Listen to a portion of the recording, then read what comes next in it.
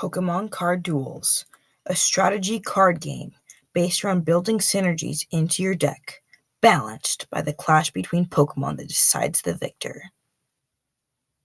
Hey friends, Runin here. Today I'm going to be looking at this ingenious Pokemon collecting card game built on Scratch. The goal of Pokemon Card Duels is to collect cards containing all 251 Pokemon in the first two generations of the series.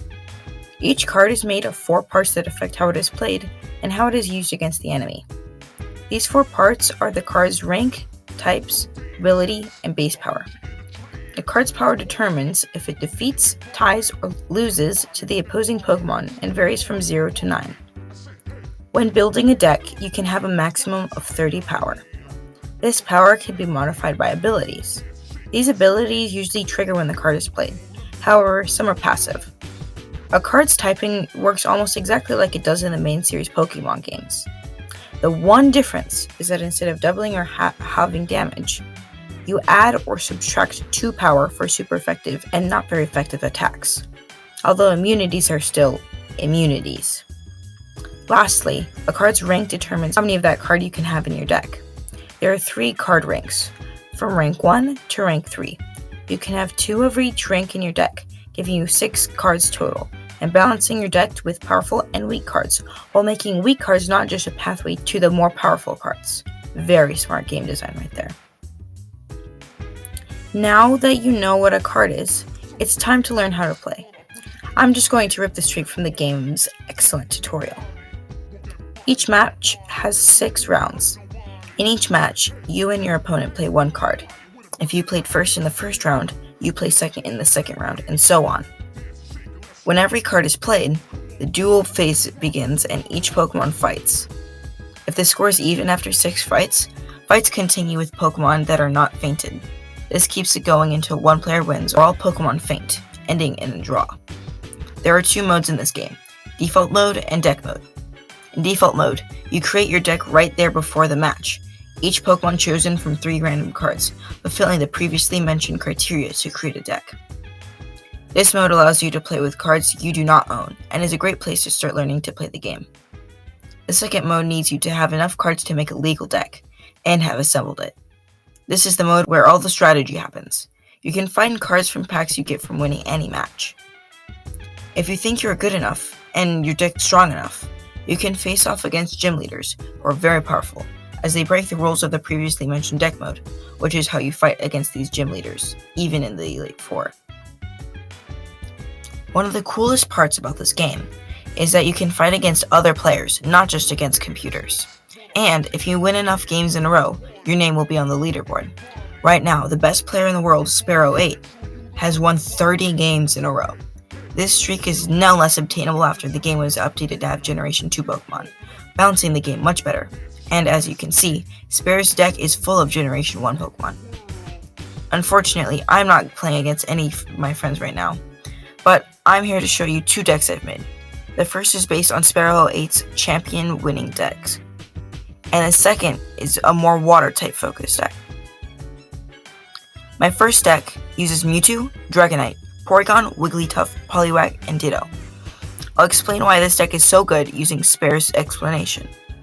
The core of this deck is the very powerful Mewtwo, who is able to cancel 2 abilities in a row. This is an extremely powerful ability, as it limits 2 of your opponent's cards using their abilities. That's 1/3 of their deck. With Porygon and Ditto also canceling abilities, that adds up to 4 cancelled abilities. This means your opponent only has 2 chances to boost themselves or damage you. The rest of the deck uses mostly boosting cards because they give you more control. Dragonite is in the deck because a balance of boosting and damaging is good. Here you can see me play Poliwag first, boosting itself, then playing a Ditto. The reason I chose to play these first is because they cannot be damaged as much, making the opponent want to play Pokemon with weaker abilities. This is a trap made with psychic energy, as they leave themselves with better options to be cancelled by Mewtwo. Here I boost Wigglytuff, because the Pokemon shown so far are weaker, so it is my best card to boost at the moment with its higher base power. Then I spring my Psychic Trap. The foolish computer places its 2 rank 3 cards, and I solidify my win with Dragonite and another cancelled ability. My second deck is a full water deck, made up of Lapras, Suicune, Quagsire, Kingler, Ammonite, and Magikarp. Magikarp might seem like an odd choice, but its value is actually very high in the right decks.